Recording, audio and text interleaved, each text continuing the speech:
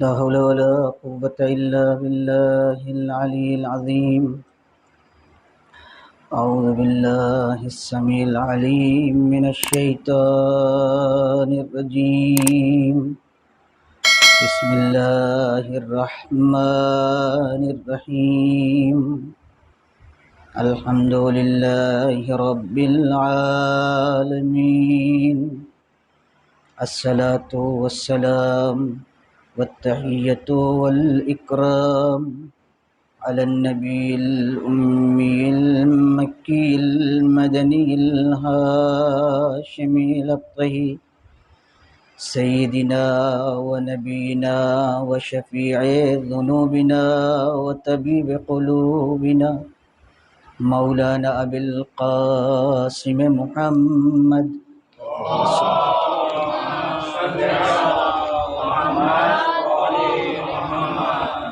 ثم الصلاة على أهل بيته الطيبين الأنجبين الهداة المهديين، لا سيما بقية الله في الأراضين، روحي له الفداء. أما بعد، فقد قال الله الحكيم وهو أصدق الصادقين وقوله الحق.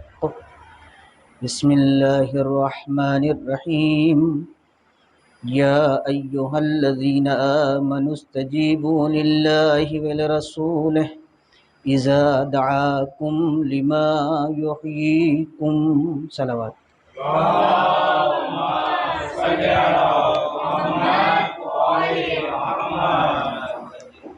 سلسلہ گفتگو جو آپ کے سامنے ہے وہ اصل میں دین کی شناخت کے بارے میں گفتگو ہو رہی ہے کہ ہم دین کو صحیح پہچانیں، اور جب تک ہم دین کو صحیح نہیں پہچانیں گے نہ ہماری عبادتوں میں کوئی روحانیت پیدا ہو سکتی ہے اور نہ اس میں کوئی قیمت پیدا ہو سکتی ہے۔ ہمارا تصور، ہم لوگوں کا تصور یہ ہے کہ ہم اسلام کو مانتے ہیں، لیکن جب آپ اپنے ارد گرد دیکھتے ہیں تو ایسا محسوس ہونے لگتا ہے کہ جیسے دوسرے سوچتے ہیں ویسے ہم بھی سوچتے ہیں، جیسے دوسرے کرتے ہیں ویسے ہم بھی کرتے ہیں۔ یہی وجہ ہے کہ جب وہ تھوڑی سی مصیبتوں میں گھرتے ہیں تو پریشان ہوتے ہیں، واویلا کرنا شروع کر دیتے ہیں۔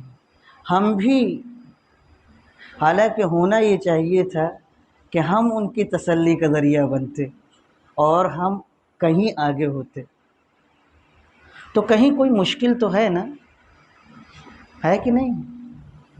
کہیں کوئی مشکل ہے۔ قرآن کیا کہتا ہے؟ جو مین کتاب ہے، جس کو ہم جدا ہی نہیں کر سکتے، الگ ہی نہیں کر سکتے۔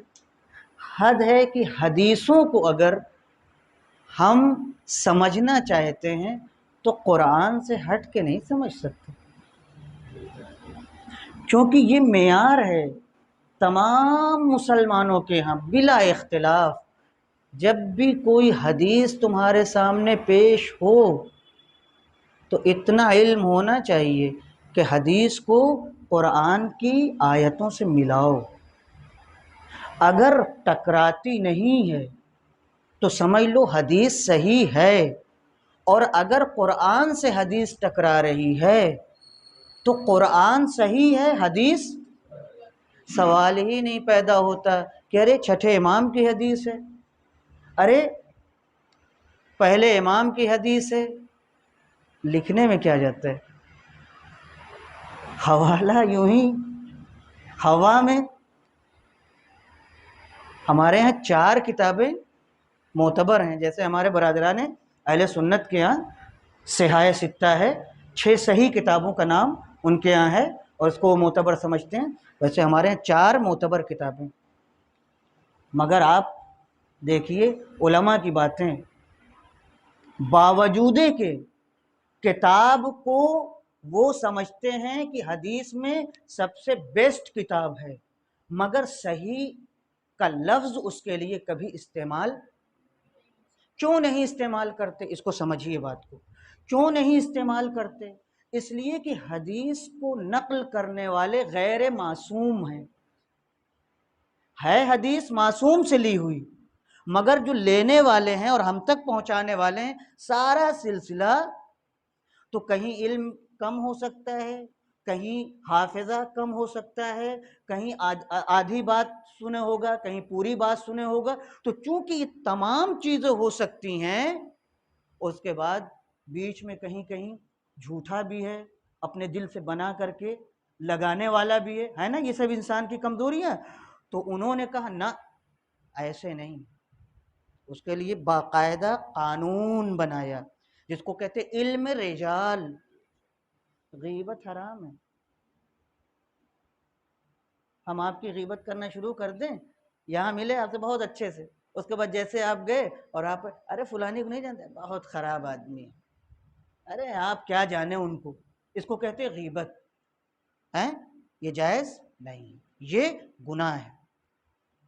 لیکن حدیث کے سلسلے میں جن لوگوں نے حدیثوں کو نقل کیا ہے ان کا سب کچھ بیان کرنا، کس کے بیٹے ہیں، کیا پڑھے ہوئے تھے، سچے تھے، جھوٹے تھے، پڑھے لکھے تھے، جذباتی تھے، احساساتی تھے، شادی ہوئی تھی، کس سے ہوئی تھی، سب کچھ یہ کوئی اختلاف نہیں ہے، سب کے یہاں یہ بات ہے، اسی کو علم رجال کہتے ہیں۔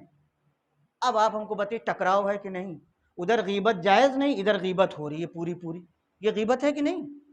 آپ نے پوری نسل کھنگال ڈالی، پتہ نہیں کیا کیا آپ نے بیان کر دیے۔ سارے علماء کہتے ہیں نہیں، بات ایک شخص کی تھی تو وہ غیبت تھی، بہت توجہ چاہوں گا میں آپ کی، بات ایک آدمی کی تھی تو وہ غیبت تھی، یہ حدیث جب نقل ہوگی تو یہ ہدایت کا ذریعہ بنے گی، پورا سماج اس کے گھیرے میں آئے گا، تو اگر غلط حدیث پہنچ گئی تو ہدایت کے بجائے گمراہی، تو اب انفرادیت ختم ہو گئی، ایک کا ہونا ختم ہو گیا، جو چیز ناجائز تھی سوسائٹی کو مد نظر رکھتے ہوئے، ہدایت کو مد نظر رکھتے ہوئے، وہی چیز اب جائز ہو گئی۔ آپ غور کریں میری باتوں پر، میں کیوں چھیڑ رہا ہوں؟ چونکہ مجھے تھوڑا تھوڑا کبھی کبھی یاد آ جاتا ہے میں بمبئی میں بول رہا ہوں، اب میرا آنا جانا رہا ہے، ابھی بہت زمانے بعد اب آیا ہوں، چلا گیا تنزانیہ اور پتہ نہیں کہاں کہاں، اس کے بعد خوجہ مسجد میں بھی ہم نے مجلسیں پڑھی ہیں، اور بھی، تو میں پہچانتا ہوں، تھوڑا سا مجھے ہے، جانتا ہوں بہت سے لوگ ایسے ہیں ہمارے بمبئی میں، کیسی مولانا کیسی بات ہے، حدیث ہے، ٹھیک ہے، اب ادب سے ہم ان سے کہتے ہیں کتاب میں آپ نے دیکھا ہے؟ دیکھ واٹس ایپ کا حوالہ نہ دیجیے، یہ کتاب نہیں ہے، اور آپ کو بھی بھروسہ نہیں ہے، اصلی کتاب ہے کہ نہیں، اصول کافی ہے کہ نہیں، لائیے نکال کے، اور اگر آپ اصول کافی لے بھی آئے تو بات یہیں تمام نہیں ہوتی، اصول کافی کی حدیثوں کی پرکھ رکھنے والا بھی ہونا چاہیے، جو اصل عربی متن کو سمجھتا ہو، بھائی یہی تھوڑا سا تمہید میں آپ کا وقت لوں گا، اس کے بعد آگے بڑھ جاؤں گا، جو اصلی عربی کو سمجھتا ہو، بھائی صاحب میں عربی سمجھتا نہیں ہوں، تھوڑا بہت ترجمہ شدبود ادھر سے آ جاتی ہے، یہ سب دیکھیے نہیں چلے گا، یہ سب نہیں چلے گا، اور یہیں کے اوپر سوالات پیدا ہوتے ہیں، ایسے ہی جب باتیں نقل ہوتی ہیں تو نام امام کا لیا جاتا ہے اور بات ہوتی ہے کسی جھوٹے راوی کی، اور بلیم کس کے اوپر آتا ہے؟ اسلام کے اوپر۔ اسلام کا چہرہ جیسے سورج دن کے وقت 12 بجے نکلا ہوا ہے، ویسے ہی اسلام کا چہرہ صاف ستھرا ہے، اس کے اوپر کوئی اعتراض نہیں کر سکتا، اسلام میں کچھ نہیں ہے، بنیاد اسلام کی سن لیجئے، نمبر 1 توحید، وحدانیت پروردگار، جس میں سارے مسلمان شریک ہیں، بلکہ میں آپ سے بہت حق سے کہہ سکتا ہوں کہ مسلمان اگر سچی توحید لینا چاہتا ہے تو علی سے ہٹ کر کے لے ہی نہیں سکتا، کوئی بھی ہو، کوئی بھی ہو جناب، کوئی بھی ہو، خود اعتراف کیا ہے کہ علی نے جیسی توحید بیان کی ہے، جیسی وحدانیت بیان کی ہے، کسی کے منہ میں زبان نہیں ہے کہ ایسی توحید بیان کر دے۔ اب میں اپنے سے پوچھتا ہوں، آپ سے پوچھتا ہوں، یہ آپ کیوں جملہ کہہ رہے ہیں کہ علی سے بہتر توحید کسی نے بیان نہیں کیا؟ اب ہم ذرا پلٹ کے جاتے ہیں، یا علی آپ کا علم کہاں سے ہے؟ بہت توجہ چاہوں گا، یا علی آپ کا علم کہاں سے ہے؟ دیکھو مولا کہاں پہنچانا چاہتے ہیں، یہی سب حلقے ٹوٹے ہوئے ہیں۔ مولا کہتے ہیں میں نے اپنے حبیب سے علم لیا، ایک باب ہم کو سکھایا، ایک باب سے 1000 باب ہم نے بنا لیے۔ تو شیعوں کے پاس کس کا علم ہے حقیقتاً؟ رسول خدا کا علم۔ کس کا ہے علم حقیقت میں؟ رسول خدا کے ذریعے اللہ کا علم ہے۔ تو پہلی چیز توحید۔ تو اب میں کہوں توحید میں تو ہم سب شریک ہیں نا، ہاں آپ بھی شریک ہیں، ہم بھی شریک ہیں، تو آ جاؤ اکٹھا ہو جاؤ، کیوں لڑائی کرتے ہو؟ کیا کروں، میں سمجھ کے بول رہا ہوں، آپ یہ نہ سمجھیے گا، مجھے بھی تھوڑی سی ذاکری کرنا آتی، لیکن میں ادھر نہیں لے جانا چاہتا آپ کو۔ موجودہ دور میں آپ سے گفتگو کرنا چاہتا ہوں، اسلام کیا ہے؟ ابھی کلیئر ہو جائے گا، دیکھیں میں کیا کہنا چاہتا ہوں۔ دیکھیں شیعت کیا ہے؟ ہمارے نزدیک حقیقی اسلام شیعت ہے، پہلے اس کو ذہن میں رکھیے۔ یہی مکتب امام حسین ذہن میں ہے، یہی کربلا۔ اب ہے کیا شیعت؟ پہلے دیکھ لیجئے ہم نے کہاں پہنچا دیا۔ اب یہاں سے سنیے گا، رسول خدا سب کے لیے کہ نہیں؟ انا ارسلنا کا کیا ہے؟ رحمتل، ادھر اللہ کیا ہے؟ الحمد کا سورہ پڑھو ذرا سا، رب اچھا بس آ گئے۔ دیکھیں توحید سمجھیے اور دیکھیے حقیقی اسلام کیا ہے، اور دنیا والوں نے کہاں پہنچایا اور ہم نے کہاں پہنچا دیا، نوبت کہاں پہنچ چکی ہے۔ ہم کو کیا دیا گیا تھا اور ہم نے اپنی جہالت سے کیا بنا دیا۔ اللہ رب العالمین خالی آپ کا نہیں، بمبئی والوں کا نہیں، کلکتے والوں کا نہیں کہ نام بدل گیا، ہاں میں سمجھ کے کہتا ہوں بعض باتیں یاد رہے ذرا سا، اور اس کے بعد صرف افریقہ والوں کا نہیں، ساری دنیا کا۔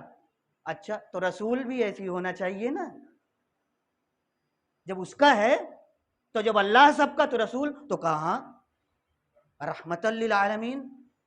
اب ہم شیعوں کا کیا دعویٰ ہے؟ امام سب کے لیے، یہی نا؟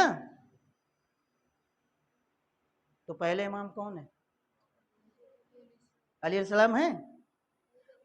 تو جب رسول کے نائب ہیں، اپ ہیں، ان کے جانشین ہیں، تو جیسا نبی ہوگا ویسی تو صفات اس کے اندر ہوں گے۔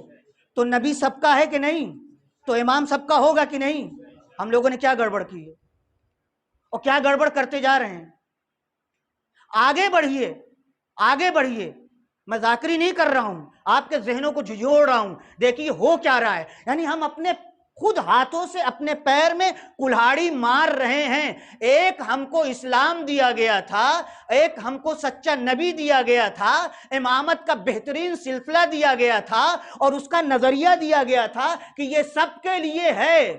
ہم کو جذبات میں نہیں آنا تھا، ہم کو لڑائی نہیں لڑنی تھی، ہم کو لڑنا تھا تو عقل سے لڑنا تھا، ہم کو لڑنا تھا تو فکر سے لڑنا تھا، ہم کو لڑنا تھا تو اچھی زبان سے لڑنا تھا۔ مگر آپ سے پہلے کہا ہم بھی وہی کہنے لگے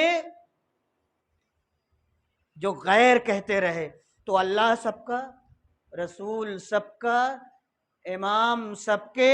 اب میں نام لے کے کہوں گا تاکہ اور بات واضح ہو جائے۔ یہ بتائیے علی کے بعد سب سے زیادہ کس کا نام آتا ہے؟ کس کا نام آتا ہے؟ صرف شیعوں کے؟ ایمان سے بتائیے، میں نہیں چاہتا آپ جائیے گا، آج سوچیے گا کہ ایک طالب علم کیسے گفتگو کر رہا تھا، کیا کہہ رہا ہے آپ سے۔ امام حسین السلام کی کربلا سب کے لیے ہے کہ نہیں ہے؟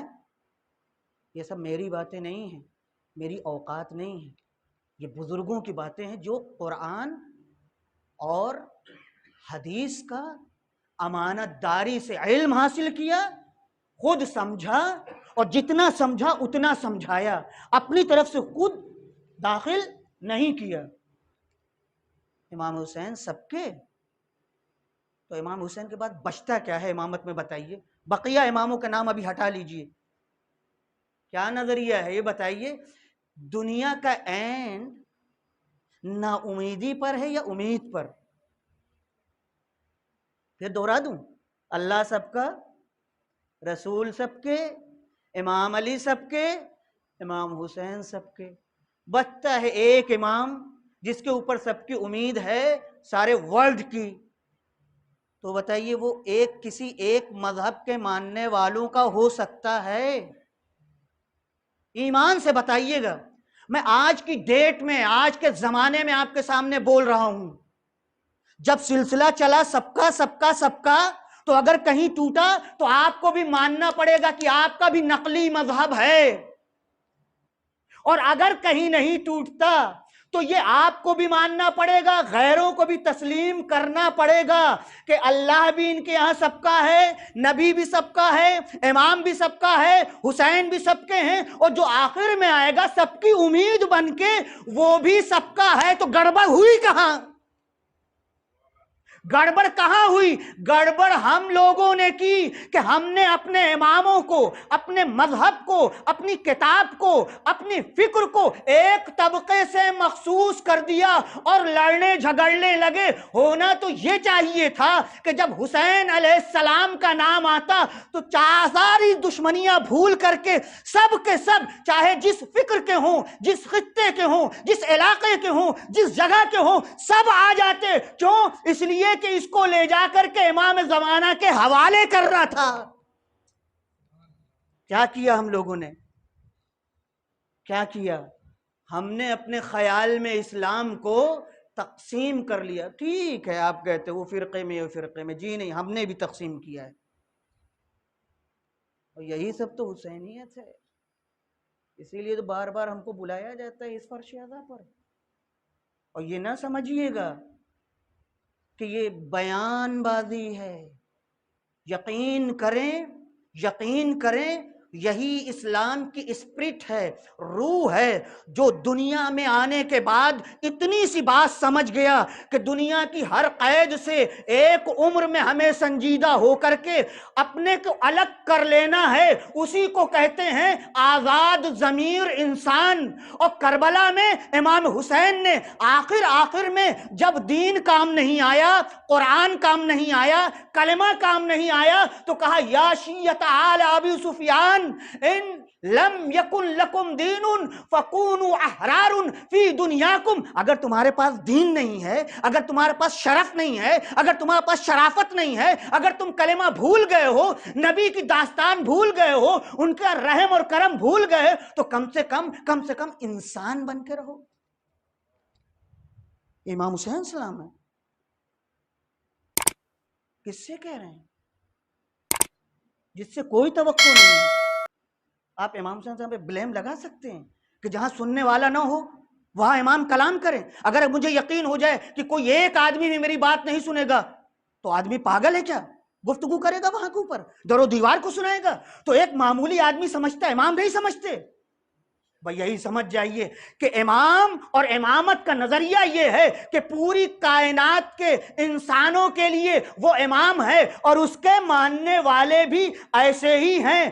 اب اگر کوئی اپنی طرف سے کچھ ملاوٹ کرتا ہے تو اسے سوچنا پڑے گا کہ ہم امام حسین کے قدم پہ قدم رکھ رہے ہیں یا امام حسین کے مقابل کے قدم پہ قدم رکھ رہے ہیں۔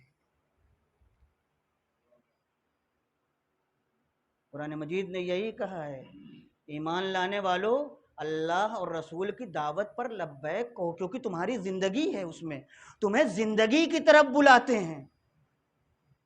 اما کتنے یورپ میں متفکرین پیدا ہوئے ہیں کہ جو بے دین ہیں، آپ پڑھیے گا تو آپ کو حیرت ہوگی۔ وہ اس نتیجے پہ پہنچ گئے کہ دنیا میں اگر کوئی مذہب شروع سے آخر تک، مذہب کی بات کر رہا ہوں، آپ کے اور اپنے خیالات کی بات نہیں کر رہا ہوں، اس کو دونوں الگ الگ سوچیے گا۔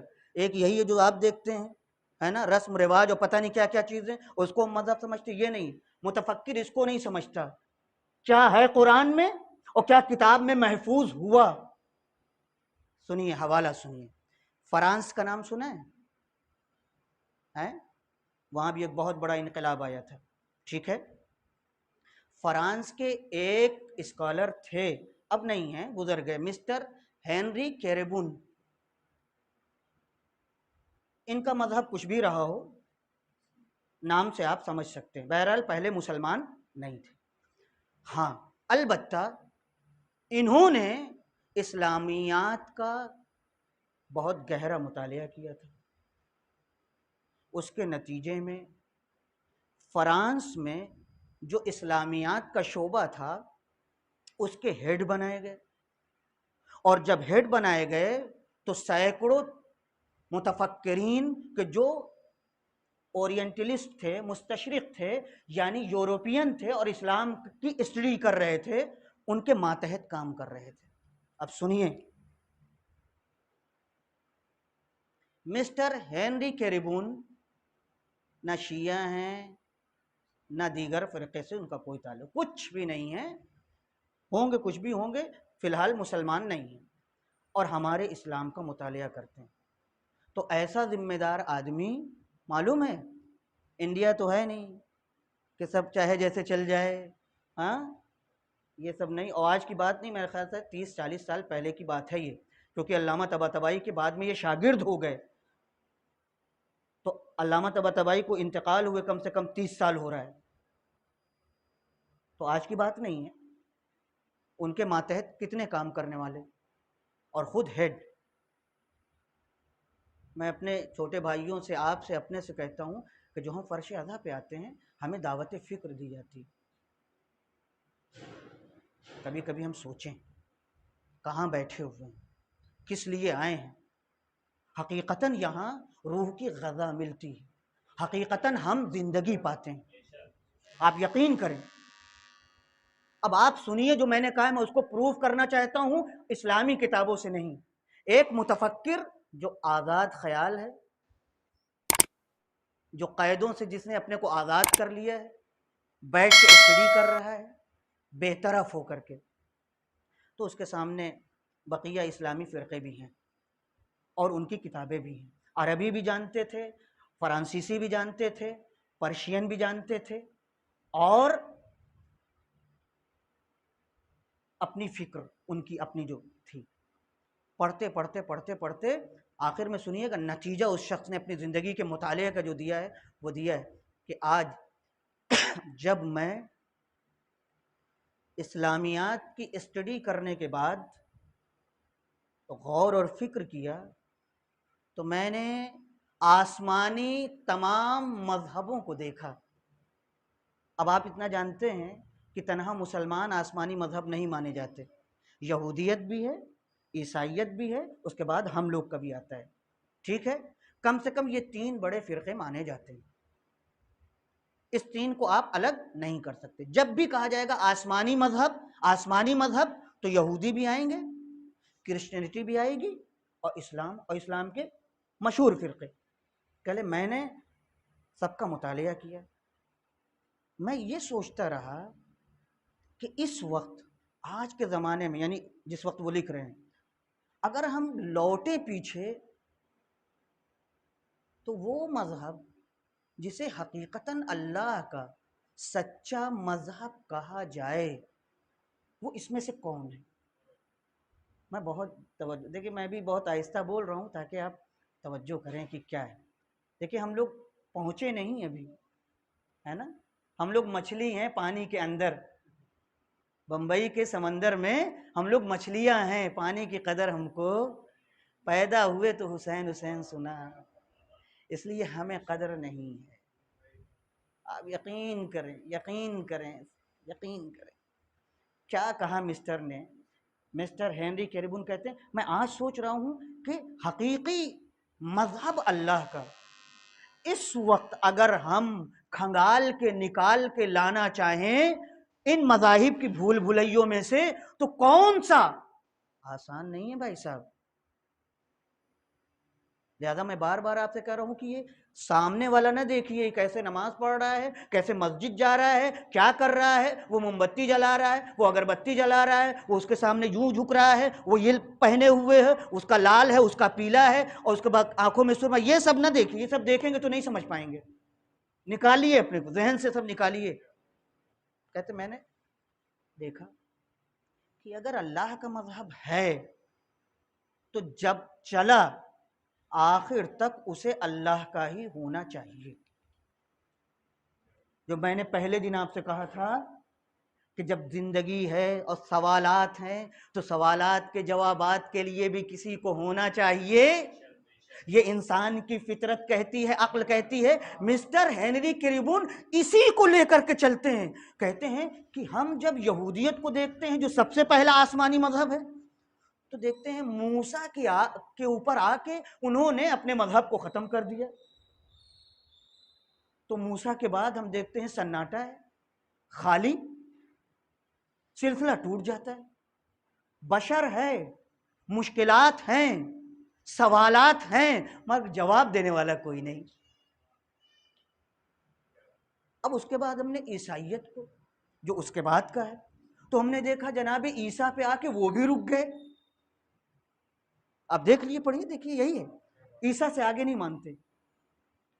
چلے پھر میرے لیے سوال باقی رہا، اب آگے سنیے گا، بہت سنبھل کے میں بول رہا ہوں۔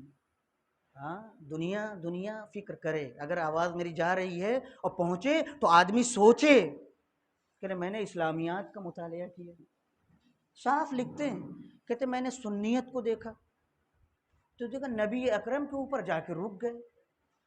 میرے لیے یہ سوال باقی رہا کہ آخر نبی کے بعد سوالوں کا جواب دینے والا کون ہے؟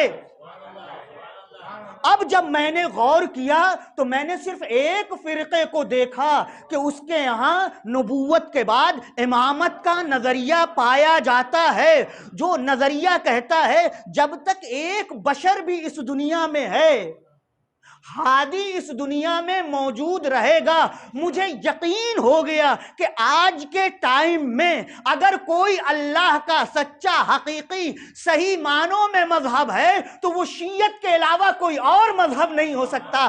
صلوات پڑھیں محمد و آل محمد پر۔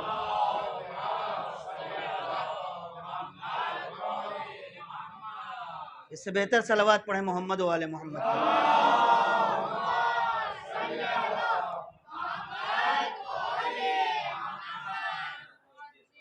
اور اس کے بعد بھی سن لیجئے، دیکھیے آدمی جب فکر کرتا ہے تو کہاں پہنچتا ہے۔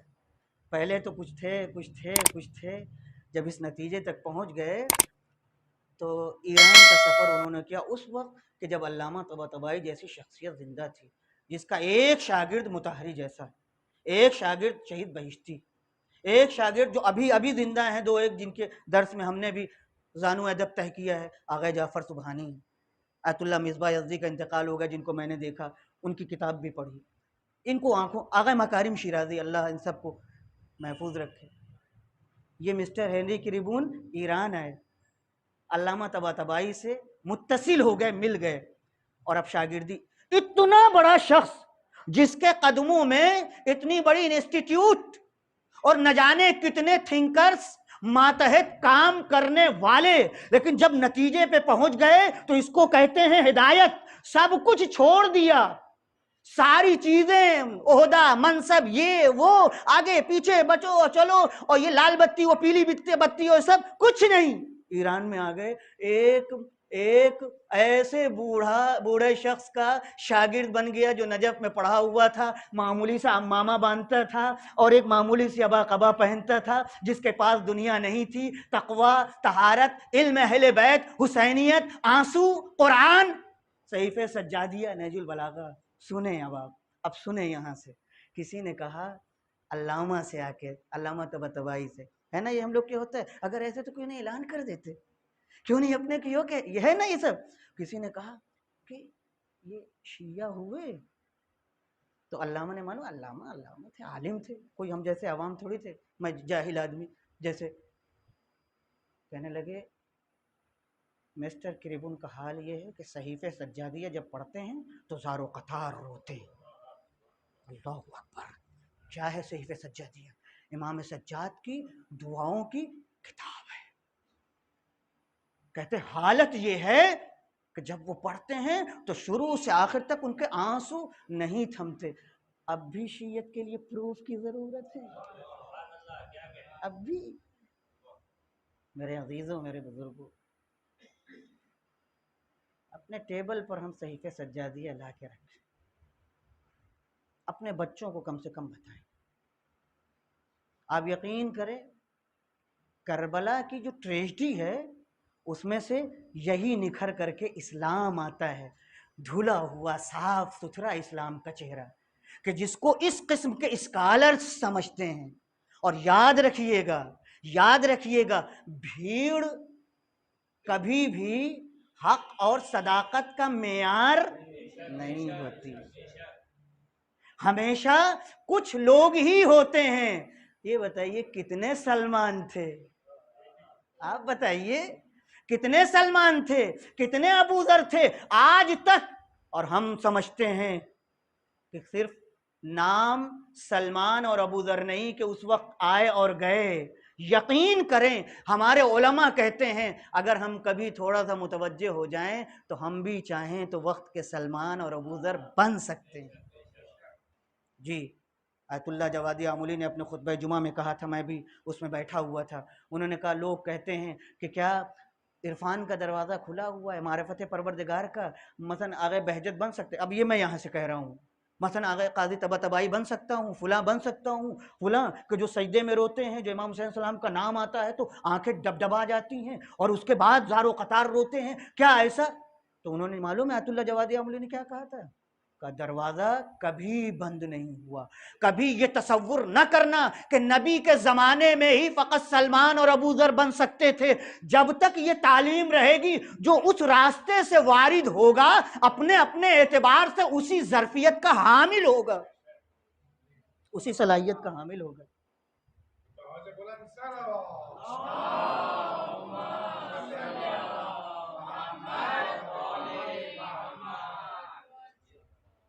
اب ایک واقعہ یاد آ گیا تو نقل کر دوں یہاں سے کہ دیکھیے کربلا کیا ہے اور کس طرح سے کربلا ہدایت دیتی ہے۔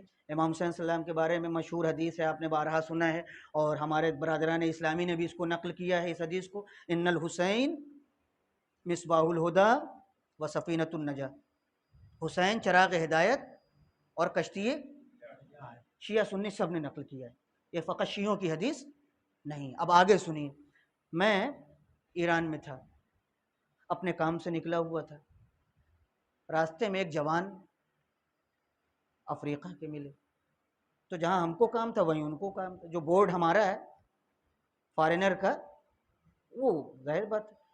تو جب راستے میں پیدل کا راستہ تھا، مدرسے جا رہے تھے ہم لوگ، تو سلام دعا ہو، میں نے ان سے کہا کہ یہ بتائیے کہ آپ پہلے مسلمان تھے؟ کیونکہ یہ بہت ہوتا ہے، وہاں آنے والے جو پڑھنے والے آتے ہیں بہت سے لوگ ایسے تو پہلے مسلمان نہیں تھے، بعد میں، تو میں نے اسی لیے سوال کیا۔ اب سنیے، بہت توجہ چاہوں گا۔ تو انہوں نے کہا نہیں، میں کرسچن تھا، میں عیسائی تھا۔ ہم نے کہا کہاں کے ہیں آپ؟ کہنے مڈغاسکر کا، افریقہ کا ایک ملک ہے مڈغاسکر۔ ہم نے کیسے مسلمان ہوئے؟ اب یہاں سے سنیے۔ کہنے لگے کہ محرم کا زمانہ تھا، میں اپنے گھر سے نکلا، ایک کام تھا مجھے، جب میں سڑک پر آیا تو میں نے دیکھا کہ کچھ لوگ سیاہ لباس پہنے، بینر لیے ہوئے اور اپنے سینے پہ، تو اس وقت تو کچھ جانتے نہیں تھے، یہ تو میں نے کہا محرم کا زمانہ تھا تاکہ بات سمجھ جائیں، وہ کچھ بھی نہیں جانتے تھے۔ کہلے میں اپنا چلتا چلا گیا، چلتا، کہلے ایک بینر تھا، میری نگاہ اس پہ جا کے ٹک گئی۔ بینر ہماری زبان میں تھا، دیکھیے قرآن مجید نے کہا ہے اور ہم نے کوئی رسول نہیں بھیجا مگر اسی قوم سے اور اسی قوم کی زبان والا بھیجا۔ اسلام دیکھیے کیا کیا ہے، اسی قوم سے اور اسی قوم کی زبان جاننے والا تھا۔ اب یاد رکھیے گا اسی قوم کی زبان میں بینر لکھا ہوا تھا. یہ میں کہہ رہا ہوں کہ اگر بینر لگانا ہے تو پہلے اسی زبان میں جو لوگ بولتے ہیں سمجھتے ہیں ایک بات، اور دوسری بات ایسی چیز لکھیے جو معصوم کا قول ہو یا مضمون شعر کا ایسا ہو کہ جو انسان کے ذہن کو کھول سکے. اب سب چیزیں ہمارے ہاں بالکل پست ہوتی جا رہی ہیں، کچھ ہے وہ نہیں. اور یہ میں اس سے کہہ رہا ہوں، اس واقعے سے بھی کہہ رہا ہوں. اس نے کہا میں نے دیکھا اس بینر پہ لکھا ہوا ان الحسین مصباح الہدی و سفینۃ النجاہ، اور ترجمہ. پہلے میں دیکھتی میں نے کہا ایسی کوئی چیز میں نے آج تک پڑھی نہیں ہے، کیا چیز ایسی کوئی بات کرتا نہیں. یہ حسین کون اور چراغ ہدایت ہیں اور کشتی نجات ہیں. کب ایسے جو پڑھا تو جیسے کوئی دل میں ہمارے طوفان برپا ہو جائے. آپ متوجہ ہوں دیکھیے ہدایت کیسے ملتی. یہ سب الہی کام ہے، ہم سب اسباب ہیں. یہ فرش عزا سبب ہے، یہ منبر سبب ہے، یہ سب مقصد نہیں ہے، یہ سب منزل نہیں ہے. میں کلیئر کر رہا ہوں، آپ سمجھ. منزل وہی ہے اللہ، منزل وہی ہے معرفت پروردگار، منزل وہی ہے عبودیت، جس کو جگہ جگہ امام حسین علیہ السلام نے سجدہ کر کے، نماز پڑھ کے، بیان دے کر کے سب کچھ بتایا، کلیئر کیا ہے. ہم نہ بدلیں چیزوں کو. اس نے کہا میں بالکل پریشان. میں دیکھنے لگا یا اللہ کس کے پاس جاؤں، کون ہم کو بتا سکتا ہے. میں نے دیکھا مجمع میں ایک صاحب تھے جو اس لباس میں تھے، میں ان کے پاس چلا گیا. میں ان سے ملا، سلام کیا. ہم نے کہا کہ میں کرسچن ہوں، میں جا رہا تھا، یہ میں نے ایک بینر دیکھا، مجھے سمجھ میں نہیں آ رہا یہ ہے کیا چیز، یہ کیا چیز ہے. لکھا ہوا قال رسول اللہ، رسول خدا نے فرمایا. اور یہ کیا رسول خدا اور کیا حسین اور کیا کشتی نجات اور چراغ ہدایت. اب سنیں، بہت توجہ چاہوں گا میں آپ کی. انہوں نے دیکھا سر سے پیر ان کو، تھوڑا سا کربلا کے بارے میں بتایا تھا. جلوس تھا اور وہاں موٹر اور یہ وہ کہاں کتنا بتا سکتے تھے. کہنے ہیں کہ ایسا ہے کہ یہ بہت بڑی داستان ہے، اس کے لیے وقت چاہیے. اگر آپ کو سمجھنا ہے تو آپ میرے پاس کل آئیے، فلاں جگہ آئیے. مسئلہ یہ کہتے کہ میں چلا تو گیا، گھر بھی گیا، رات آ گئی، بستر پہ لیٹ بھی گیا، لیکن مجھے سکون نہیں تھا. رات بھر میں نے ایسے بے چینی سے کاٹ دیا. کیا کیفیت پیدا ہوئی میں نہیں بتا سکتا ہوں. اور آپ یوں سمجھیے کہ جو ہدایت یافتہ نہیں ہے کتنا حیران اور پریشان ہوتا ہے، اور جب ہدایت کا راستہ اس کے لیے کھلتا ہے تو کتنا سکون ملتا ہے. چلے میری رات گزر گئی، میں ان کے پاس آیا، اس کے بعد انہوں نے ڈیٹیل پوری بتائی. جب انہوں نے بتایا تو ایسے لگا کہ جیسے کوئی ہلکی ہلکی پھوہاریں ہمارے سینے کے اوپر، دل کے اوپر بارش کر رہا ہو. مجھے سکون ملتا جاتا تھا. اچھا یہ تھے، یہ پرافٹ محمد تھے، ان کا یہ نواسا تھا، ان کے ساتھ انہوں نے اپنا. لیکن ظاہر سی بات ہے سب باتیں تو ہو نہیں سکتی. کہا کہ اگر کوئی کتاب، انہوں نے 2-3 کتابیں اس کو دے دی. کہنے لگے جب میں نے کتاب پڑھا تو مجھے یقین ہو گیا کہ جو چیز زندگی میں میری گم تھی وہ مجھے مل گئی، اور میں شیعہ ہو گیا. اور آج شیعہ مولوی ہوں، مولانا ہوں. مطلب صلوات پڑھیں محمد والے محمد.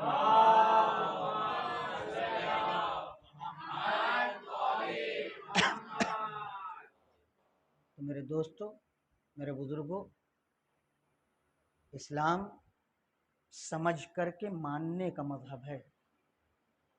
اور اگر ہم نے اسلام سمجھ لیا تو کربلا بھی سمجھ لیں گے.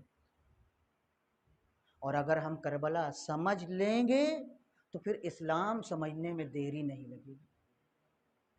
ایک لفظ میں یوں سمجھ لیجئے، قرآن اگر ہدایت کا ذریعہ ہے، اسلام تک پہنچنے کا ذریعہ ہے، تو شارٹ کٹ قربانی امام حسین بھی اسلام تک پہنچنے کا ذریعہ ہے.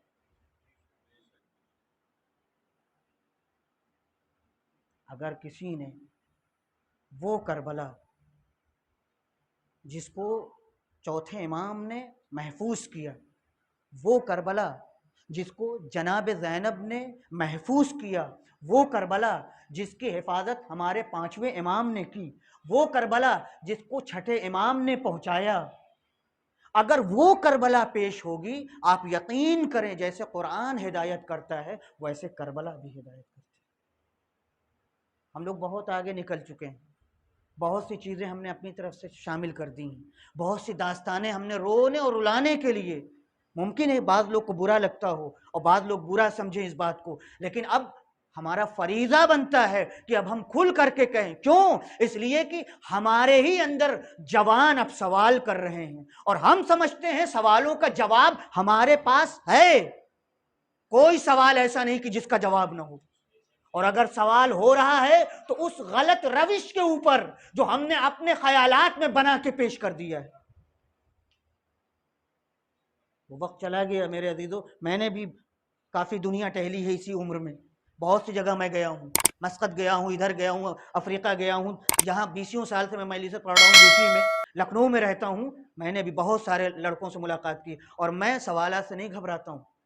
ہم تو کہتے ہیں آؤ پوچھو، ممبر سے اترنے کے بعد سوال کرو، مطمئن ہو، اور جب مطمئن ہو جاؤ گے نا تو اپنی جگہ خود تم ایک حور بنو گے، یقین کرو۔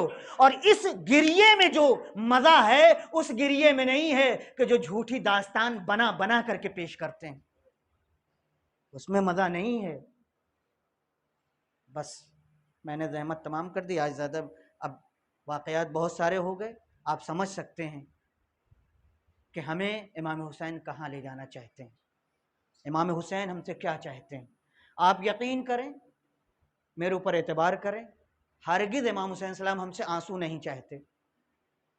آپ یقین کریں ہرگز آنسو نہیں چاہتے، ہرگز نہیں چاہتے۔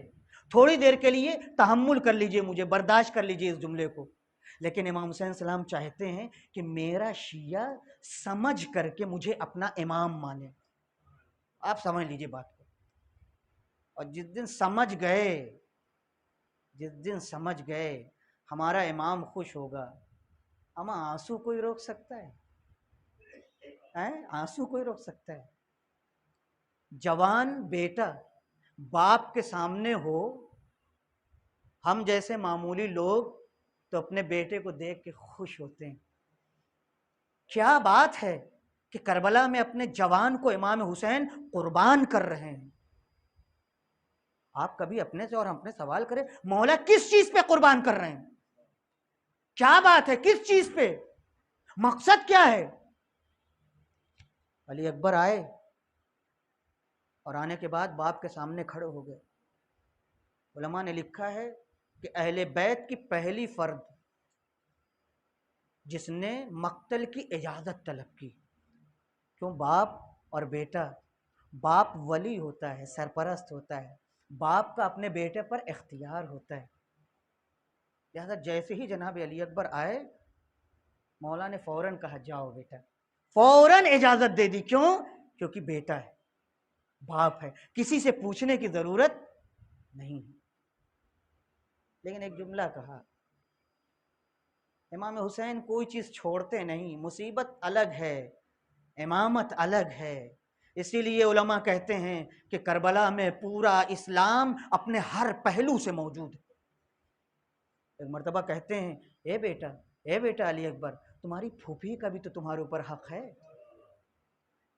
دیکھیے حق الناس، تمہاری پھوپھی نے تم کو پالا ہے، جاؤ خیمے میں جاؤ۔ علی اکبر آئے، بہت سخت منزل تھی، موت کی اجازت وہ بھی عورتوں سے، اللہ اکبر، مگر یہ اہل بیت کی خواتین ہیں۔ جناب علی اکبر آئے، راوی کہتا ہے کہ جب علی اکبر خیمے میں گئے ہیں اجازت لینے کے لیے